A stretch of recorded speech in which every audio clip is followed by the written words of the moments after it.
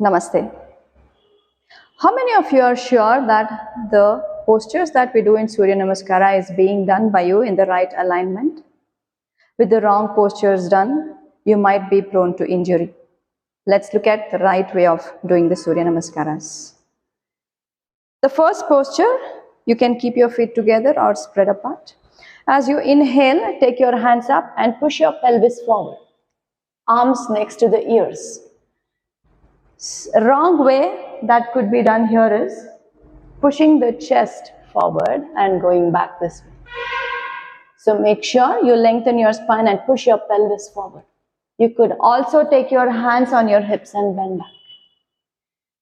Pada Hastasana, it's completely okay to bend your knees here, but no compromise on your spine. Do not round your back this way.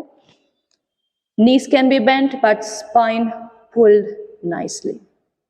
Now, once your palms are fixed, you will not be moving it again. Take the right leg back. Softly put your knee down. Do not bang the knee on the floor. That would injure your knee joint. Toes pointing outward. Now, if you feel the distance here is not enough, you could take 2 blocks and place your palms on top of the blocks. Make sure the knee is at an angle of 90 degrees. Do not keep your foot in and compress the knee joint here. Back to Dandasana. Tuck your right foot in, lift the knee up, engage the core, engage the right thigh, and slowly take the leg back. Many of them go wrong here by taking the hips either up, which causes a lot of strain on the shoulders, or down, again, shoulders and lower back, most stressed. So we want to engage the core here and bring the shoulders, hips, and the ankles in one same line. Again, watch here, the shoulders, the elbows, and the wrist are again perpendicular to the floor, like how the poles to build a house beautifully bring stability and balance into holding the building. From here, knees down softly, and then go back to Shashankasana. Do not bang your knees here, and do not slide your hands backward. Once the palms are fixed, keep it there so that you get a nice stretch to the spine. You could also place a towel or a blanket here to bring the cushioning to your knee joints. Buttocks well pressed on your heels. Ashtanga Namaskara is one asana where many of them go wrong. The reason being pressing the hips or the pelvis down. We do not want to bring the hips down here.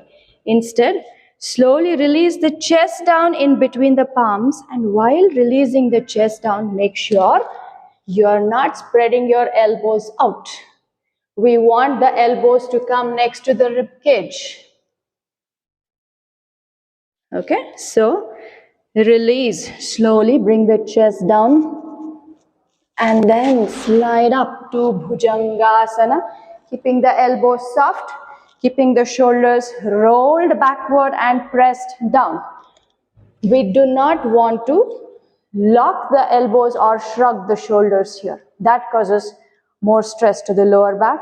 Rather, soften your elbows by pushing the shoulders down and do not look back. Just look straight, that's good enough. Lengthen your spine, do not sink it down, pull it up and lengthen. Moving to Adho Mukha, tuck your toes in, come up, press your heels down and pull your spine in. Nicely engage the core here, otherwise there is more load going on to your shoulder, elbows and wrist joints. So engage the core and reduce that load. As much as possible, press your heels down. Knees down. Sit back again to Shashankasana. Soft knee landing. The palms are fixed. Now here, some of you might not be able to bring the foot forward at one shot. The foot may come just here. You can use your hand to slowly push that foot forward, bring it in line with your knee joint so that the shin bone is perpendicular to the mat. Now tuck your toes in. Again, you could have the blocks here. As soon as you come to Ashwa Sanchalana, pull the blocks. Now tuck your toes in, lift up, and then slowly bring the right leg forward. It's completely okay to keep your knees bent here, but pull the spine. With your knees bent, come up.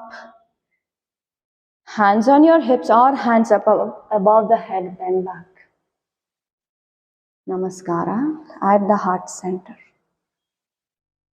Hoping these changes will avoid injuries to you. Thank you.